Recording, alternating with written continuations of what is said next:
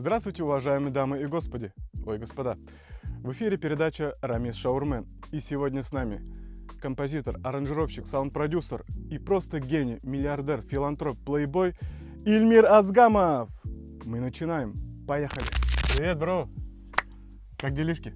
Вообще офигенно, бро. По традиции познакомь зрителей со своей студией. Я недавно студию сделал, где-то, наверное, в ноябре, получается. Вот, еще не доделал полностью. Микрофон, самый главный. Синтезатор, звуковая карта Apollo, колонки КРКшные, Ямахи дополнительные у меня для мониторинга, Mac Mini дополнительный монитор. Кто в семье первым заметил твой слух, ритм и какой был твой первый инструмент? Ну, вообще, они у меня уже с детства заметила, что я какие-то мелодии повторяю. Она меня оставляла возле, фортепианного кабинета. Я, заходил, я там играл, там парочку нот, там раз, два, три, там. И уже, в принципе, какие-то мелодии у меня в голове были. Ну, там русские, татарские. Я уже, то есть инструмент еще не знал. И уже чуть-чуть, подбирал там. Сидел, и они уже уже посмотрел, так, что-то тут, есть, да-да-да. Вот, дай-ка, его в музыкальную школу попробуем отдать. Я хотел именно на фортепианное отделение. Но на фортепианное отделение уже, оказывается, было забито полностью. И там, единственный преподаватель сказал, у меня есть там одно место, но только на баян.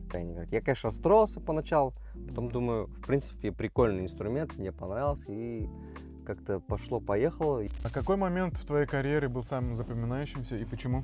Самым запоминающимся, наверное, был работа с индивой. Да, потому что там как раз-таки я что-то начал использовать новое.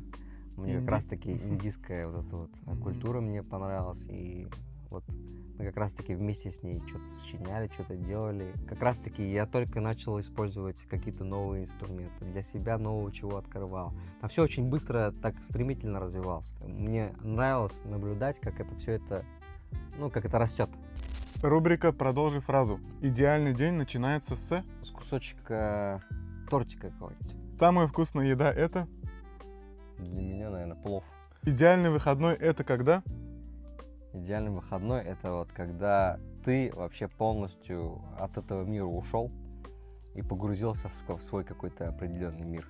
Самое красивое место на Земле – это? Для меня вообще, когда я был в Шри-Ланке, природа, я просто офигел. Лучший способ провести вечер – это? Мне кажется, поговорить со своими близкими друзьями в какой-то теплой, уютной обстановке. Я считаю, это прям мне вообще заходит.